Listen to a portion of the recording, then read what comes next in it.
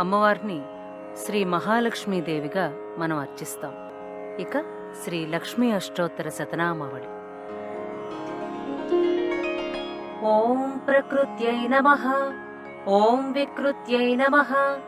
ఓం విద్యాయై నమః, ఓం సర్వభూతహితప్రదాయై నమః, ఓం శ్రద్ధాయై నమః, ఓం విభూత్యై నమః, ఓం సురభ్యై నమః, ఓం పరమాత్మికాయై నమః, ఓం వాచ్యై నమః, ఓం పద్మాలయాయై నమః, ఓం పద్మాయై నమః, ఓం శుచ్యై నమః, ఓం స్వాహాయై నమః, ఓం స్వధాయై నమః, ఓం సుధాయై నమః, ఓం ధన్యాయై నమః, ఓం హిరణ్మయై నమః, ఓం లక్ష్మ్యై నమః, ఓం నిత్యపుష్టాయై నమః, ఓం విభావర్యై నమః, ఓం ఆదిత్యై నమః, ఓం దిత్యై నమః, ఓం దీప్తాయై నమః, ఓం వసుధాయై నమః, ఓం వసుధారిణ్యై నమః, ఓం కమలాయై నమః, ఓం కాంతాయై నమః, ఓం కామాక్ష్యై నమః, ఓం క్రోధసంభవాయై నమః, ఓం అనుగ్రహప్రదాయై నమః, ఓం బుద్ధై నమః, ఓం అనఘాయై నమః, ఓం హరివల్లభాయై నమః, ఓం అశోకాయై నమః, ఓం అమృతాయై నమః, ఓం దీప్తాయై నమః, ఓం లోకశోకవినాశిన్యై నమః, ఓం ధర్మనిలయాయై నమః, ఓం కరుణాయై నమః, ఓం లోకమాత్రే నమః, ఓం పద్మప్రియాయై నమః, ఓం పద్మహస్తాయై నమః, ఓం పద్మాక్షై నమః, ఓం పద్మసుందర్యై నమః, ఓం పద్మోద్భవాయై నమః, ఓం పద్మముఖ్యై నమః, ఓం పద్మనాభప్రియాయై నమః, ఓం రమాయై నమః, ఓం పద్మమాలాధరాయై నమః, ఓం దేవ్యై నమః, ఓం పద్మిన్యై నమః, ఓం పద్మగంధిన్యై నమః, ఓం పుణ్యగంధాయై నమః, ఓం సుప్రసన్నాయై నమః, ఓం ప్రసాదాభిముఖ్యై నమః, ఓం ప్రభాయై నమః, ఓం చంద్రవదనాయై నమః, ఓం చంద్రాయై నమః,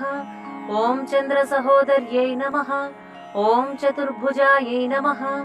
ఓం చంద్రరూపాయై నమః, ఓం ఇందిరాయై నమః, ఓం ఇందుశీతలాయై నమః, ఓం ఆహ్లాదజనన్యై నమః, ఓం పుష్ట్యై నమః, ఓం శివాయై నమః, ఓం శివకర్యై నమః, ఓం సత్యై నమః, ఓం విమలాయై నమః, ఓం విశ్వజనన్యై నమః, ఓం తుష్ట్యై నమః, ఓం దారిద్ర్యనాశిన్యై నమః, ఓం ప్రీతిపుష్కరిణ్యై నమః,